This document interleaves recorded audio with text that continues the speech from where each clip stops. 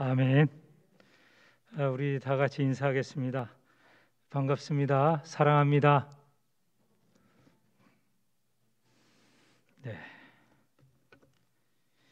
오늘 설교 제목이 성소와 침상에서라는 제목으로 잡아봤습니다.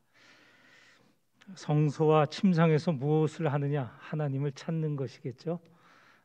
오늘 하나님을 찾는 하루가 되시기를 바라는데, 이 말씀이 주어진 배경을 오늘날로 생각해 본다면, 우리 가운데 내가 잘못하지 않았는데 여러 고난이 있는 일이 있습니다. 내가 잘못하지 않았는데 원망을 듣고 오해를 받고, 또 심지어 직장에서 쫓겨나기도 하고, 일하는 일터에서 쫓겨나기도 하고, 또 가정에서도 또 오해를 받는 이런 일들이 있습니다. 이럴 때 어떻게 할 것인가? 요즘 보면 코로나19로 인하여서 생각지 못했던 많은 안타까운 일이 있지 않습니까? 사업을 했는데 이 코로나19로 사업이 되지 않죠. 누구를 원망할 수도 없고, 저희 우리 동네 주변에도 보면요, 작년 우리 2월 말부터 코로나가 확산되지 않았습니까? 그런데 1월달, 2월달에 개업을 한 집들도 있어요. 개업을 하자마자 코로나가 발생해서 지금까지 사업이 안 되는 것이죠. 누구를 원망하겠습니까? 이런 안타까움도 있고요. 이럴 때 어떻게 할 것인가? 오늘 이 말씀은 우리에게 큰 힘이 되고 안내가 됩니다. 시편 63편은 어떤 배경에서 주어진 시냐? 63편 보면 다윗의 시라고 하고, 유다 광야에 있을 때 다윗이 지은 시인 것이죠. 다윗이 유다 광야에 왜 있게 되었는가? 다윗은 사울 왕의 충실한 신하였습니다. 그런데 사울 왕의 미움을 받았죠. 사울 왕이 다윗을 죽이려고 했습니다. 그래서 다윗은 광야로 도망갔습니다. 그 광야에서도 여기저기 떠돌아다녔고, 심지어는 이방 땅으로 넘어가기도 했습니다. 그 상황이 사무엘상 21장, 22장, 23장에 잘 나타나고 있습니다. 다윗의 광야에서의 삶, 그 삶은 고난이 있는 것이고요, 오해가 있었던 것이고, 그 다음에 억울한 일이 가득한 그런 시기였습니다. 먼저는 그 광야 생활하는 가운데 하루는 노비라는 곳을 찾았습니다. 거기에는 하나님의 성소가 있었습니다. 다윗 왕 때 아직 건물 성전은 건축되지 않았죠. 그 아들 솔로몬이 건축을 했고, 다윗 왕 때는 그때까지는 하나님의 텐트, 성막이 있었던 시기입니다. 그 성막이 노베에 있었던 것이죠. 다윗이 그 무리와 함께 노베에 찾아갔습니다. 노베를 찾아서 아히멜렉이라는 제사장을 찾았죠. 그에게 요청을 했습니다. 우리가 먹을 빵이 있습니까? 다윗은 그 광야에서 굶주리며 다녔던 것이죠. 자신과 무리들 함께 굶주렸습니다. 제사장에게 빵을 구했죠. 제사장이 무슨 빵을 만드는 사람도 아니고. 아히멜렉이 말했습니다. 내게 빵이 있긴 있지만 하나님께 드린 진설병, 하나님께 드린 빵은 있습니다. 이것은 원래 제사장이 먹는 것이지만 당신 무리들이 정결하다면 드릴 수 있습니다. 다윗과 그 무리들 사막 광야 다니면서 정결한, 부정하지 않는 삶을 살았죠. 그래서 빵을 얻어먹을 수 있습니다. 다윗이 이렇게 굶주리며 다닐 이유가 있습니까? 없죠. 궁전에서 왕의 신하로서 잘 먹고 잘 지낼 수 있는데 미움을 받아서, 그래서 광야를 지금 떠도는 것 아닙니까? 그런데 이 다윗과 무리들 굶주릴 뿐만 아니라 지금 사울 왕과 군대에 쫓기는데도 무기 하나 제대로 없어요. 그래서 다윗이 아히멜렉 제사장에게 요청하지 않습니까? 무기가 있습니까? 칼이나 혹 창이 있습니까? 여러분, 제사장에게 칼과 창을 구한다는 건 어리석은 일이지만 얼마나 다급하면 이 제사장에게 무기를 구했겠습니까? 마치 이 아히멜렉이 있긴 있다고 했습니다. 어떤 거냐면 얼마 전에 다윗이 골리앗을 죽이고 빼앗은 골리앗의 칼이 있다고 하였습니다. 그래서 그 제사장에게 칼 하나 얻었습니다. 다윗과 그 무리들이 얼마나 형편없이 광야 생활을 하는 걸 알 수 있겠죠. 하루는 쫓기다가 이방 땅으로 넘어갔습니다. 가드라는 땅으로 넘어갔는데요. 가드 왕 아기스인데 아기스의 신하들이 저 다윗을 죽이자 이렇게 했습니다. 왜냐하면 이 이방 땅에 다윗의 소문이 들렸던 것이죠. 어떤 소문이냐면 이런 소문입니다. 사울이 죽인 자는 천천히요, 다윗이 죽인 자는 만만이다.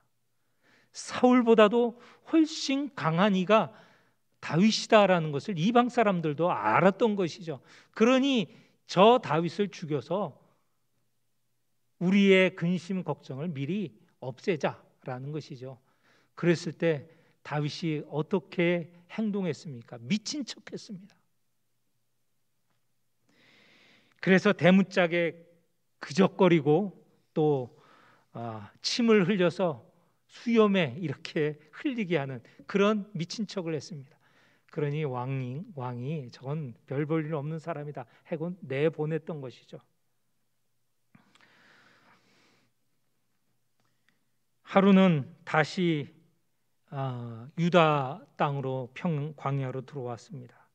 헤렛 수풀에 이르렀는데 그때 다윗이 비극적인 소식을 들었습니다.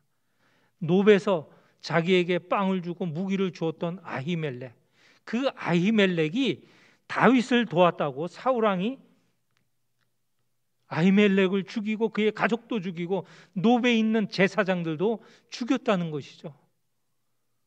자기를 도운 이가 죽게 된 일, 얼마나 가슴 아픈 일입니까? 혹 내 삶에 있어서 나의 빈약함을 알고 나를 도우려고 했던 사람이 그것 때문에 자기의 생명을 잃거나 재산을 잃거나 할 때 내가 무엇이건데 나를 도운 저 사람이 저런 고난을 받아야 되느냐라는 생각도 갖지 않겠습니까? 또 이런 일도 있었습니다. 그일라라는 도시입니다. 블레셋이 쳐들어와서 이 그일라가 위험에 처하게 되었죠. 그때 다윗이 그 블레셋 사람들을 쳐부수고 그일라를 구원하였습니다. 그곳으로 들어갔죠. 그리고는 하나님께 여쭈었습니다. 제가 여기 있는 것이 옳겠습니까? 다 혹시 사울과 군대가 여기를 침입하지 않겠습니까? 그러면 나를 저 그일라 사람들이 잡아다가 사울에게 바치지 않겠습니까? 여쭈었더니 하나님께서 그럴 것이다. 다윗은 이 그일라를 구원한 사람이에요. 그런데 그일라 주민이 다윗을 배신해서 사울왕에게 바칠 것이다 라는 말을 들었을 때 그의 마음은 얼마나 상했겠습니까? 다윗은 물론 광야에서 사울에게 쫓겨 특별한 시기를 보냈지만 우리 이 자리에 앉아있는 우리 성도들 여러분들 생각해 보십시오. 나에게도 이러한 삶이 지금 있지 않는가? 나는 이런 가운데 살아가고 있지 않는가? 내가 힘을 써 애써 노력하고 또 애써 남을 돕고 하는데 내 일은 제대로 이루어지지 않고 오해를 받고 오히려 또 내가 도운 자는 나를 배신하고 하는 이런 고난의 시기를 지나고 있지는 않은가? 아니, 일상적으로 내 삶은 하나님께서 돕지 않으시는 삶은 아닌가? 하나님은 언제 나를 도우실 건가? 이런 생각에 빠진 분들도 있을지 모르겠습니다. 지금까지 말씀드린 다윗의 생활을 쭉 결론 내는 사무엘상 23장 14절에 보면 다윗이 광야에서 이리저리 도망다니는 모습을 볼 수 있습니다. 다윗이 광야에 요새에도 있었고 또 광야 산골에도 머물렀다. 그리고는 사울이 매일 그를 찾았습니다. 사울이 매일 찾되 이 얼마나 힘든 삶입니까? 그런데 하나님께서는 다윗을 사울의 손에 맡기지는 않으셨습니다. 이것이 오늘 시편 63편의 배경입니다. 이런 배경에서 광야 생활에서 다윗은 63편의 시를 짓게 됐고 하나님께 바치게 되었습니다. 이 시편으로 하나님께 기도를 올린 것이죠. 그런데 다윗의 굳건한 신앙 고백이 있습니다. 1절, 하나님이여 주는 나의 하나님이시라. 하나님이 나의 하나님이시다 라는 분명한 신앙을 고백했습니다. 이 신앙 고백이 다윗을 살아남게 한 것이죠. 다윗이 인내하게 할 수 있었던 것이죠. 광야 이곳에 물도 없이 먹을 식량도 부족하고 무기도 없이 지금 도망다니는 다윗, 그는 하나님을 찾았습니다. 1절, 내가 간절히 주를 찾고 내 영혼이 주를 갈망하며 내 육체가 주를 앙모하나이다. 그런데 이 다윗이 이렇게 하나님을 찾는 것을 갈망하는데 그는 어디에서 하나님을 만나게 되었는가? 두 곳에서 만나게 되었습니다. 첫째는 성소에서 2절 3절입니다. 그리고 그 이하에서는 침상에서 하나님을 만나게 되었습니다. 성소는요, 아까 노비라는 곳에 하나님의 성막이 있었다고 하지 않았습니까? 그 성소를 찾은 것이죠. 먹을 것과 무기를 구하였을 뿐만 아니라 거기서 하나님께 예배를 드렸습니다. 다윗은 성소에서 하나님을 만났는데 하나님의 권능과 영광과 그리고 그의 인자하심을 만나게 되었죠. 권능, 영광, 인자하심은 하나님의 속성입니다. 다시 말해서 하나님을 말하는 것이죠. 하나님이 다윗에게 보여주셨고 우리에게도, 예배하는 우리에게도 보여주시는 것이 하나님의 권능이고 영광이고 인자하심입니다. 권능은요, 하나님이 이 우주를 만드시고 우리를 만드시고 이 역사를 주관하시는 능력 있는 분이시고, 영광은 무엇입니까? 하나님은 우리와 다르신 분이시고 하늘에 계시고 그 빛난 영광, 빛을 보이시는 하나님께서 우리의 하나님이시고 우리를 인도하신다는 것을 주의 성소에서 예배 드리는 가운데 다윗은 체험을 했습니다. 또 그곳에서 주의 인자하심을 체험하였죠. 인자하심이 무엇입니까? 인자하심은 하나님이 우리에게 대한 사랑인데요, 그 사랑은 변치 않는 사랑입니다. 흔들리지 않는 사랑입니다. 우리가 비록 배신할지라도 하나님은 우리를 배신하시지 않으시고 영원히 사랑하시는 것이죠. 그동안 우리가 잠언과 그리고 이사야서를 함께 읽지 않았습니까? 이스라엘 백성이 하나님께 얼마나 많은 배반을 했습니까? 그러나 하나님은 인자심을 멈추지 않으셨습니다. 하나님은 계속 이스라엘 백성을 사랑하셨죠. 오늘 다윗은 하나님의 성소에서 하나님께 예배 드리면서 하나님이 지속적인 영원한 사랑을 깨닫게 된 것입니다. 그래서 다윗이 자연스럽게 하는 것은 하나님께 찬송과 기도를 드리는 것이죠. 성경에는 이렇게 표현합니다. 2절 3절입니다. 3절, 내 입술이 주를 찬양할 것이고 4절, 이름으로 나의 평생의 주를 송축하며 주의 이름으로 말미암아 나의 손을 들리라. 나의 손을 든다는 것은 기도한다는 것입니다. 하나님을 만난 자, 그는 하나님께 찬양을 올리고요, 기도하게 되는 힘을 얻게 되는 것이죠. 또 이 다윗은 침상에서 하나님을 만났습니다. 이 침상이라는 것은 성소 밖, 우리가 살아가는 일상이라는 것이죠. 다윗은요, 이 광야에서 도망다니지 않았습니까? 그리고 밤이 되어 침상에 누웠는데 잠이 오지 않아요. 왜? 지금 사울이 자기를 쫓고 또 군사들이 자기를 죽이려고 하는 것이기 때문에 그렇습니다. 그 밤에 다윗은 이렇게 하나님을 찾습니다. 하나님, 내가 하나님을 기억합니다. 이 밤에 내가 하나님의 말씀을 작은 소리로 읊조립니다. 침상에서 그는 일상의 성소 밖의 일상을 말하는 대표적인 말인데, 이 침상에서 나는 하나님을 만나려 합니다. 어떻게? 하나님을 기억하면서. 하나님께서 그동안 나를 부르시고 나에게 기름을 부으셨고 나를 지금까지 인도하신 하나님을 기억합니다. 그리고 또한 당신께서 나에게 내 마음속에 말씀해 주신 그 말씀을 작은 소리로 읊조립니다. 묵상합니다. 이 작은 소리로 읊조린다는 것은 시편 1편 2절에 그 시인이 뭐라고 말하였습니까? 그는 주야로 주의 율법을 묵상한다고 하였습니다. 이때의 말과 동일한 말입니다. 묵상한다는 말과 작은 소리로 읊조린다는 말은 같은 말인데, 그가 밤새도록 묵상하면서 하나님을 만난 것이죠. 여기에 새벽이라고 말을 했지만 새벽이라는 말 원어에는 어떻게 나와 있냐면 밤을 지켜보면서라고 말하였습니다. 철야한다는 것이죠. 침상에서 자지 않고 밤을 지새면서 하나님의 말씀을 묵상하고 있는 다윗을 만나게 됩니다. 이 다윗, 이런 하나님의 하신 일을 기억하고 묵상하면서 결국은 어떤 확신이 들었느냐? 7절에 보면 주는 나의 도움이 되셨다.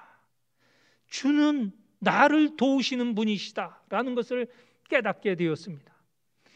하나님의 성소에서 예배를 드릴 때, 그리고 일상적으로 그 가운데 대표되는 침상에서 하나님의 말씀을 기억하고 있을 때, 묵상하고 있을 때 하나님이 나를 도우시는 분이시다. 하나님의 도우심을 내가 기억해냈고 하나님의 도우심을 내가 지금 이 도망다니면서 생각해내고 확신하게 되었다는 것이죠. 뿐만 아니라 하나님께서 나의 피난처 되심도 확신하게 되었습니다. 내가 주의 날개 그늘에서 즐겁게 부르리이다. 주의 날개 그늘은 피난처를 말하고 있습니다. 시편 곳곳에서는 피난처인 주의 날개 그늘을 언급하는데 17편에는 이렇게 나와 있습니다. 나를 눈동자같이 지키시고 주의 날개 그늘 아래서 감추사 내 앞에서 나를 압제하는 악인들과 나의 목숨을 노리는 원수들에게서 벗어나게 하소서. 주의 날개 그늘 아래 있으면 여기 보는 대로 악인들과 또 원수들에게서 피할 수 있다는 것이죠. 시편 57편에는 이렇게 말씀합니다. 하나님이여 내게 은혜를 베푸소서, 내게 은혜를 베푸소서. 내 영혼이 주께로 피하되 주의 날개 그늘 아래에서 이 재앙들이 지나가기까지 피하리이다. 주의 날개 그늘 아래에 있으면 나에게 닥친 이 재앙들 다 지나갈 것이다. 다윗은 이런 확신을 갖게 되었습니다. 어디서요? 주의 성소에서 예배드릴 때, 그리고 침상에서 주의 말씀을 묵상할 때 하나님이 도우심이시고 하나님이 피난처다라는 것을 확신하게 되었다는 것이죠. 여기서 더 나아갑니다. 8절 나의 영혼이 주를 가까이 따르니 주의 오른손이 나를 붙드시거니와. 나의 영혼이 주를 가까이 따른다고 하였습니다. 이 가까이 따른다라는 말은 하나가 된다는 말과 같은 말입니다. 이렇게 번역을 하였지만 창세기 2장 24절에 보면 하나가 된다는 말입니다. 내가 하나님의 성소에서 예배드릴 때, 주의 말씀을 깊이 묵상할 때 나는 하나님과 하나됨을 경험합니다. 그렇지 않습니까? 우리가 고난 가운데 있을 때요, 우리를 도울 자가 아무도 없을 때요, 우리가 이렇게 예배드리고 말씀을 읽고 그리고 기도할 때 하나님이 나와 함께 하심을 깨닫게 되는 것 아닙니까? 내가 하나님 안에 있고 하나님이 내 안에 있는 확신을 갖지 않습니까? 매번 그랬으면 좋겠죠. 그런데 자주 그렇지 못한 게 우리의 한계이고 우리의 부족함이지만, 우리가 예배 드릴 때 와, 하나님께서 임재하시고 나와 함께 하시구나. 말씀을 읽을 때 그 말씀이 남의 말이 아니고 내 말이고 내가 그 말씀 속에 있고 그 말씀 속에 계시는 하나님의 권능이 나에게 임하는구나 경험하지 않으십니까?